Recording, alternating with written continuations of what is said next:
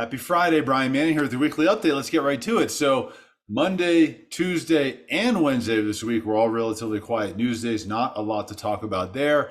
Thursday started to heat up though. So Thursday we got GDP. It was the first reading of Q4. GDP was up 3.3%. It was a smoking report. Expectations was that GDP would be up 2%.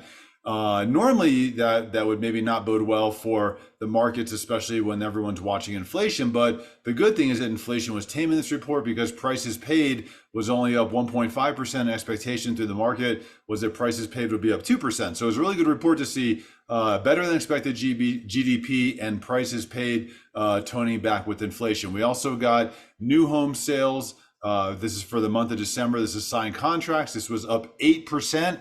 On a month-over-month basis. Expectations was a much lower number. On a year-over-year number, this is up 4.4%. We also got inventory. This is at 453,000 and said it was an 8.2 month supply. But what you really got to look at for inventory of new construction is what is available to be purchased and moved into. So available inventory you can move into is actually only at 81,000 homes across the country. That's a 1.46 month supply. So still a pretty low number as far as available inventory is concerned.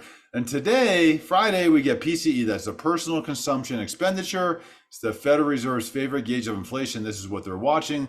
I'm going to do a quick screen share with you real quick. So this is inflation numbers for the month of December.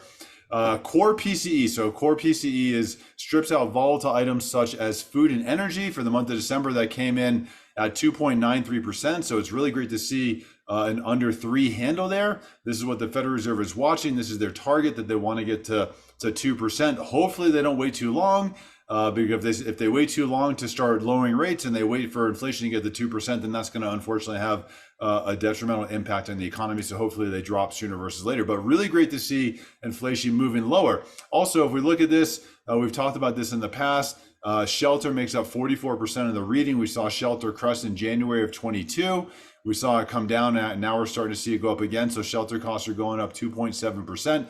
This is a combination of new leases and lease renewals. Now, if we look at the reading in the PCE and the CPI report, we're seeing the shelter costs come down because these numbers lag in the inflationary reports from anywhere from 12 to 16 months. So, if we looked at real core PCE right now, so if we looked at the cost of goods plus where we actually are right now with shelter costs, then our inflation number would be at 2.15% instead of 2.93. That's a real number. So the Federal Reserve also looks at what's called a 6-month run rate. That's a 6-month average of inflation, and that's at 1.85%. It wasn't long ago these numbers were at 9.1%. So to see them come down substantially is great. That just means that eventually the Federal Reserve will cut rates. This is all going to have a positive impact on mortgage rates moving lower.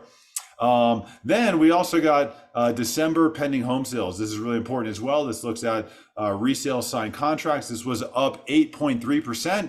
Expectations was that this number would only be up 1.5%. So we saw interest rates come down from their peak in October. We saw lower rates. We've seen an increase of pending home sales. It's really good to see. A lot of activity in the housing market right now. I'm around all weekend. If you have any questions, let me know. If you want to learn how we can close your purchase transaction in 10 days, give me a call. Happy Friday. Hope you have a great day.